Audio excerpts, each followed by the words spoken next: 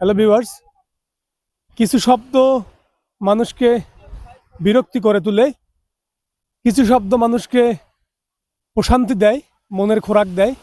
ঠিক এই শব্দটাও ওই রকমের। দেখেন, ঢেউয়ের শা শা শব্দ, এই শব্দটাই মানুষকে প্রশান্তি দেয়। এই জন্যই আসলে মানুষ বিচের দিকে ধাবিত হয়। নিষ্পাপ ঢেউ, নির্মল ঢেউ। আমরা এখন অবস্থা করছি বাঁশবাড়িয়া বিচে, আমাদের দ্বিতীয় গন্তব্যস্থানে। আমরা এখন অনেক সুন্দর একটা বিচ, একটু কক্সবাজারে ফিল আসে, বাট এখানে ওরকম পর্যটক নাই, সেজন্য আসলে আপনারা বুঝতে পারবেন না। বিকালে এখানে অনেক পর্যটক হয়। আমরা এখন সকালবেলার বাঁশবাড়িয়া বিচে। জোয়ার জোয়ার আসছে এখন, যার জন্য পানি, আমরা যখন আসছিলাম তখন পানি অনেক দূরে ছিল, বাট এখন আমাদের পানিটা অনেক খুব কাছে আসছে। এই যে পানি এখন হাত দিয়ে ধরা যাচ্ছে।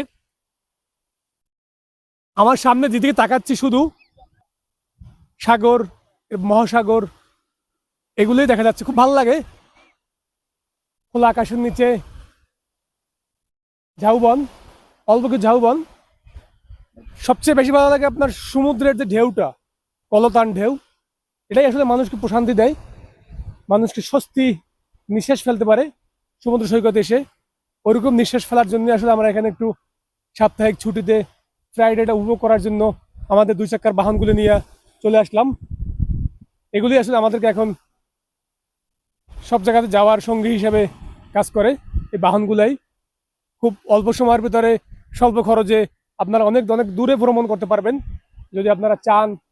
আসুন, যাদের সময় থাকবে, অবসর সময় আমরা সাইকেলিং করে খুব সুন্দর সুন্দর দৃশ্যগুলো দেখার চেষ্টা করব।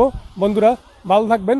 আমরা এখন অন্য একটা জায়গার দৃশ্য নিয়ে আপনাদের সামনে হাজির হব আরো কিছুক্ষণ পরে। সেটা হবে আকিলপুর। চলুন আকিলপুর।